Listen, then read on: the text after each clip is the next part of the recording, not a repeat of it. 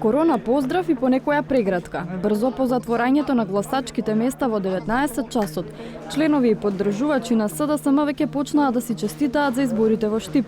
Него чекаа пребројувањето гласови, бидејќи најважен беше цензусот, да излезат барем 1/3 од гласачите во услови на бојкот на ВМРО-ДПМН. Од вкупно 41.777 гласачи, требаше да излезат најмалку 13.926 за да се избере градоначалник. На крај гласаа 14.528 или само 602 над потребниот минимум. Колку е мала разликата меѓу потребниот и остварениот одзив и не беше важно во штабот на СДСМ, особено откако стигна дојава дека доаѓа кандидатот за градоначалник Сашко Николов. Меѓу првите кои го пречекаа Николов беше поранешниот градоначалник на Штип и актуелен министер за транспорт Благој Бочварски. Токму Бочварски ја прекина низата победи на ВМРО-ДПМН во 2017 година, кога во вториот круг освои 15.078 гласа наспроти 13.363, колку што освои Илчо Захариев. По првиот круг, кандидатот на ВМРО-ДПМН имаше 36 гласа повеќе од кандидатот на СДСМ. Покрај Бочварски, први со честитки до Николов беа и вице-премиерот Љупчо Николовски, повеќе ми на пратеници и други функционери на СДСМ. Значи, покажаваме денеска дека во Штип владее демократијата. Покажаваме дека секој што сака да ја блокира, да обструира, да ја деструктуира оваа наша преубава општина, не е моја местото тука. Николов тврди дека немал сомнежи ниту стравување дека ќе биде достигната потребната излезност за изборите да бидат успешни. Во петокот се гласа оние кои што беа ковид позитивни во изолација. А ако ја гледате таа бројка е само 12 лица. Таа бројка треба да ви даде на знаење дека ние не се плашевме дека на 13 декември ќе постигнеме цензусот. Него напротив, сакавме сите оние наши сограѓани кои што беа во изолација да се чувствуваат сигурни дома, да си го чуваат здравјето, а сите од други граѓани кои што се надвор од изолација, бевме сигурни дека повеќе од 14.000 ќе излезат и ќе гласаат за оваа демократска програма, за оваа перфектна програма за град Штип во наредните 10 месеци. Вашето зајче, да. Победничката атмосфера кулминираше со пристигнувањето на премиерот и председател на СДСМ Зоран Заев, кој прогласи победа и во символична смисла.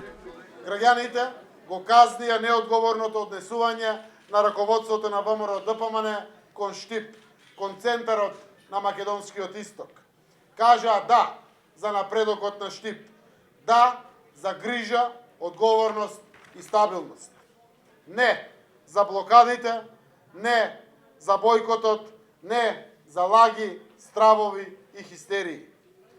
Не дозволува овој наш народ блокади, кочења, уназадувања.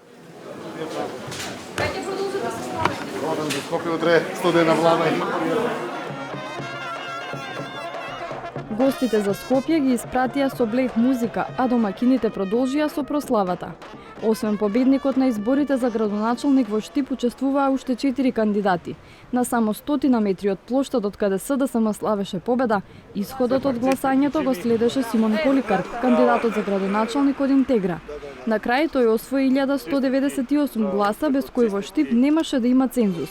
Поликарп е среќен со гласовите, но не и со неправилностите.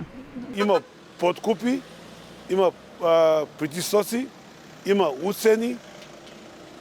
Дури денеска во ден на избори има и кампањ. Кампањ треба да е прекината пред 3-4 дена во одредени изборните места.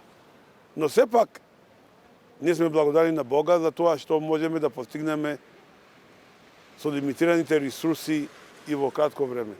Голема штета, како што велат од Интегра, за нив предизвикала и негативната кампања, но и притисоците за бојкот на изборите.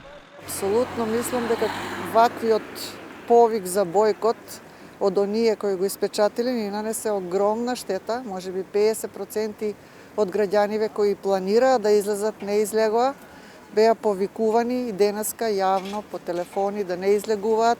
Ние секако ќе ги продолжиме раце на радост и им честитаме за нивните победа, мада не е тоа честна победа. За сега единствената официјално регистрирана неправилност при гласањето во Штип е одлуката на двајца повозрасни сопружници болни од COVID-19 да излезат на гласачкото место наместо да седат дома. Но од опозицијската ВМРО ДПМН, која ги бойкотираше изборите, обвинуваат за низа неправилности. Заев среде корона организираше на сила избори само за да се спасат од власт. Вадеа луѓе болни од корона без никакви протоколи. Се истураа со пари за глас повеќе, а цената за глас достигнуваше нешто над 200 евра. Се правеа притисоци, закани и уцини, само за да ја зачуваат градоначалничката фотеља.